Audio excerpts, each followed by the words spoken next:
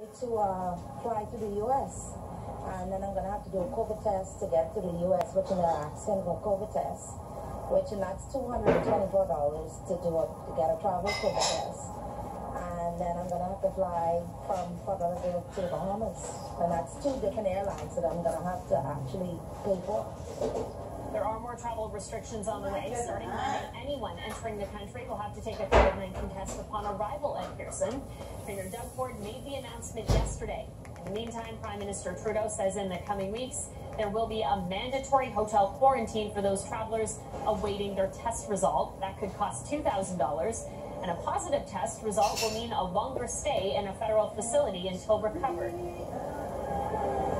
That alone, the $2,000 in the quarantine is more than enough to stop all but, maybe a millionaire or somebody who's got a medical emergency. If I'm expected to stay in a hotel when I come back, then they'll be hearing from my lawyer. Well, I think this is a time for non-essential travel to be postponed, and I think these kind of measures reinforce that point and ensure that this very important public health measure is implemented as broadly as possible.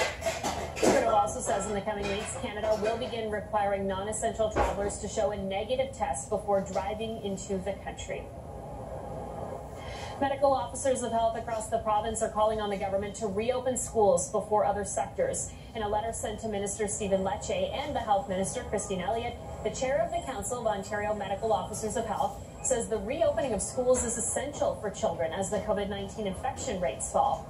They add reopenings should include measures to ensure physical distancing, minimize interactions between cohorts, and have access to appropriate testing resources. We know that the variant spreads a bit more easily than others, and it is no different in terms of the precautions. So we need to adhere to the precautions, and they're being taken. They're being put in. Extra layers are put into the school. Masking for kids grade 1 and above. Increasing disinfection and so on. Staff screening, children screening, student screening. All these things, in my mind, and our ability now to go in to do rapid testing, targeted testing to the students, are all extra layers of protection that are important. Education Minister Stephen Lecce sent this statement to CP24. It reads, "We welcome the support of medical officers of health across Ontario as we work to get all schools open for all children in all regions of our province. We will continue to be guided by leading scientific and pediatric leaders to ensure we keep schools safe."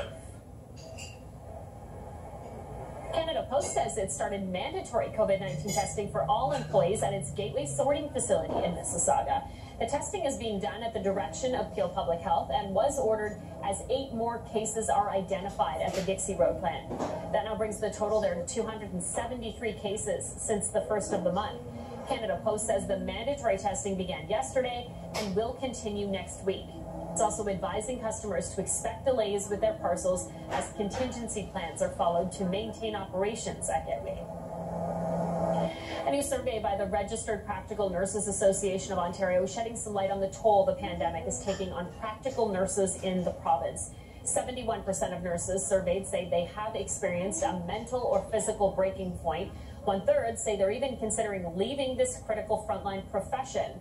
The CEO of the association says they're feeling the strain to their mental, physical, and financial health.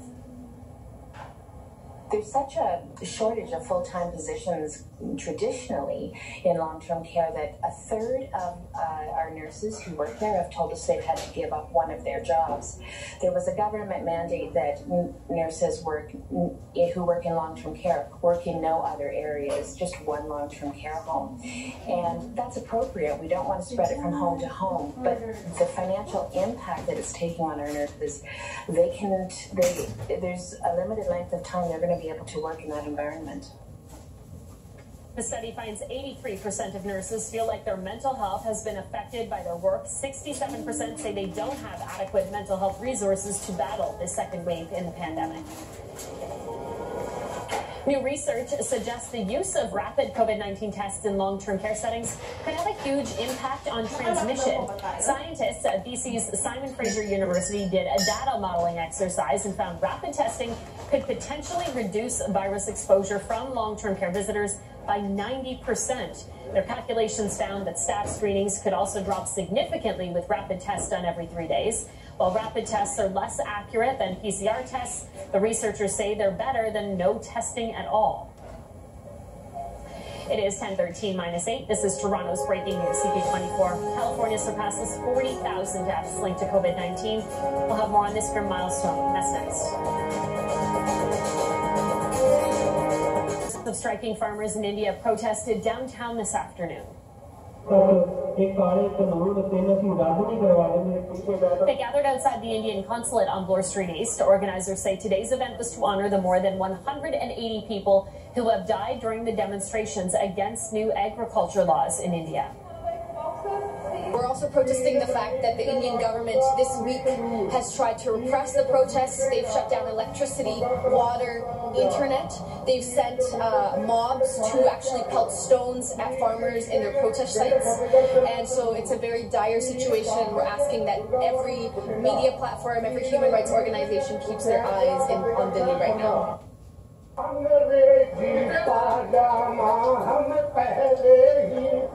In India today, the protesting farmers held a day-long hunger strike, hoping to send Prime Minister Narendra Modi and his government a message. California has surpassed 40,000 deaths linked to COVID-19, according to data from Johns Hopkins University. The milestone was hit as the state's biggest surge yet of cases starts to slow down. Deaths are surging at a record pace after recent declines in cases and hospitalizations. It took 6 months for California to record its first 10,000 deaths, and then 4 months to double to 20,000. In just 5 weeks, the state reached 30,000 and needed only 20 days to get to 40,000. Plans are now underway in New York City to turn Yankee Stadium into a mass vaccination site. Governor Andrew Cuomo says only people living in the Bronx will be able to get shots there. That's because of the high positivity rate there, which the governor says is at 7.6%. Boston's Fenway Park is turning into a COVID-19 vaccination site. Starting Monday, 500 vaccine doses will be administered each day at the home of the Red Sox. The goal is to reach up to 1,250 eligible residents each day under Massachusetts' vaccination plan. The CDC has now issued an order requiring travelers to wear a mask on public transit in the U.S. All passengers on planes, trains, buses, subways, ferries, and taxis are required to wear a face covering for the duration of their trip. The order also covers transportation hubs. Massachusetts congressman who received both doses of the Pfizer COVID-19 vaccine has tested positive for the virus. Stephen Lynch's office says he tested negative before attending President Joe Biden's inauguration. His office says Lynch's positive test result came in after a staff member in his Boston office tested positive earlier this week. A statement says he's not displaying any symptoms of the virus and will self-quarantine. France is now scrambling to complete vaccinations amid a resurgence of infections and a shortage of vaccines. The government might have to change its rollout strategy to vaccinate the country's elderly. In the meantime, the country's prime minister has announced some new border restrictions but won't impose a new nationwide lockdown. 10:18 minus 8. This is Toronto's breaking news, CP24. Your complete weather forecast with Patricia is next. Cool down so much. Check this out.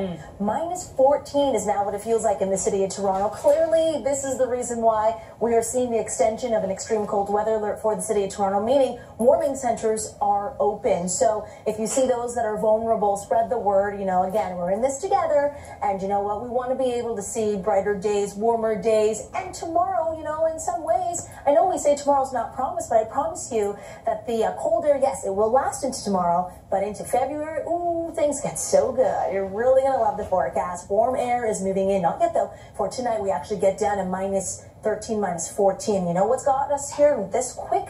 It's those Arctic-driven winds. They're directly out of the north now. So we could see a slight risk of a few isolated flurries, but that's really going to be the story for southwestern Ontario for the night tonight.